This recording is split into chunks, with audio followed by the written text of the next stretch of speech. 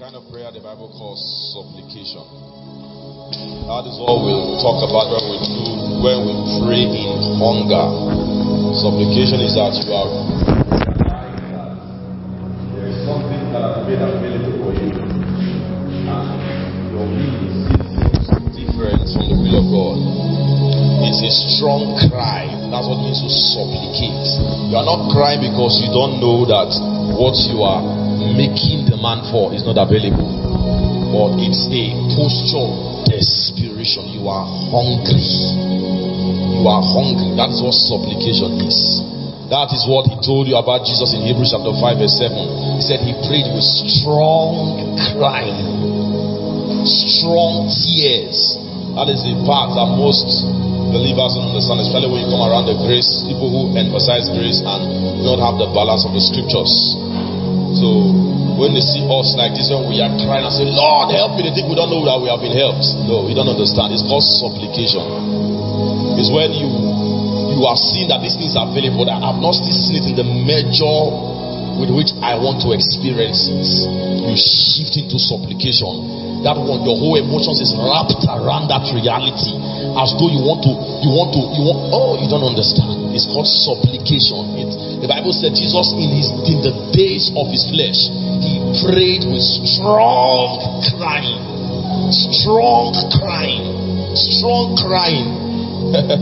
There were days when he affirmed, like some of us do sometimes, the Son doeth nothing except what he sees the Father do.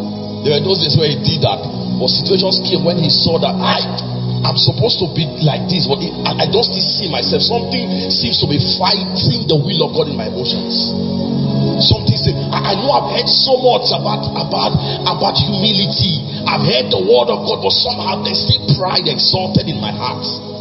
I've been sitting on that teaching, but as though somehow I don't still seem to come close to what I've been hearing. Lord, help me. It's called supplication. You are pressing in with your emotions, your tears, and everything. It's hunger. It's hunger. You know, I had friends then who they had issues with me because they saw me praying like this. You see, it is what you understand usually that will work for you. Many people do not understand how scriptures play out, and they don't understand what prayer is. So when they saw me and they would see me be crying and be using these kinds of terms, I've not outgrown this kind of prayer. Lord, help me. I cannot even outgrow it.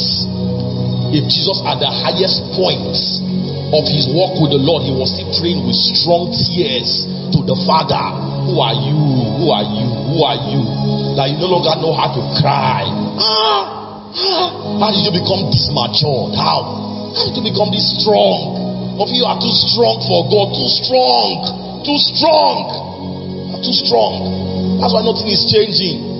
He told Esau, said, the day you get restless, he said there is a consequence. So your decision has made you become victimized, that the blessing has gone to Jacob. Therefore, the day you get restless, they left the course waiting for a day called restlessness.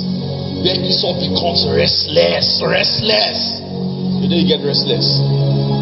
You see, that addiction, that masturbation, the lust, you give and the righteousness of God. But the day you get restless and say, Lord, this thing has to go today. You are not fasting because you think, no, it is the restlessness. It will throw you into certain things.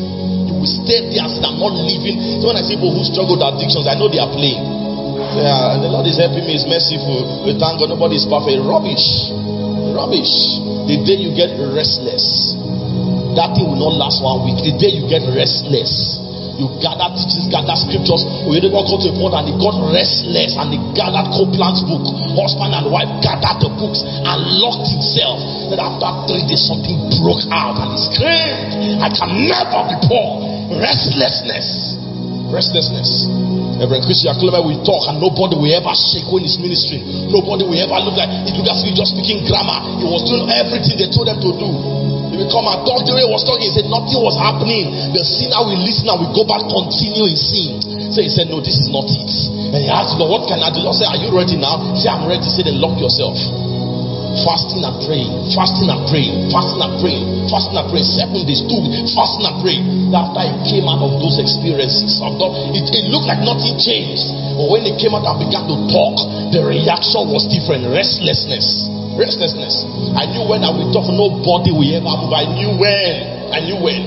But the day you get restless, something called the coals of fire will touch your tongue.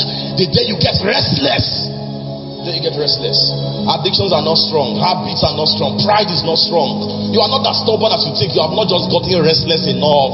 You have not. The man Reverend Chris said after praying and fasting, he came out, he suddenly realized he was humble. His walking step changed. Everything changed. Love just entered his heart. Something happened. But the key is restlessness. He told Esau, the day you get restless, then the yoke will be broken off your neck. The day you get restless. You see, yokes have size. And if you can contain your neck because your neck is still slim. But what restlessness will do to make you fat. So if one to come, you have become fat. The yoke again is no longer your size. The addiction remains because it's still your size. Poverty is there because you are still accommodating it. You don't know who the believer is. It has already been written about the believer. For this one, that sin shall no longer have dominion over him. But the day you get restless, you say, this is who I am. And you enter supplication. You enter supplication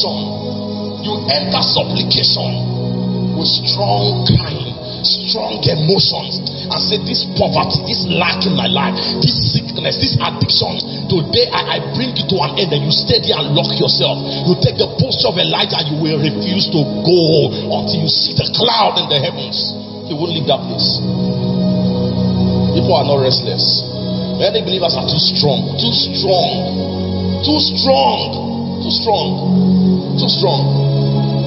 I want people who become restless. See, learn what I'm telling you.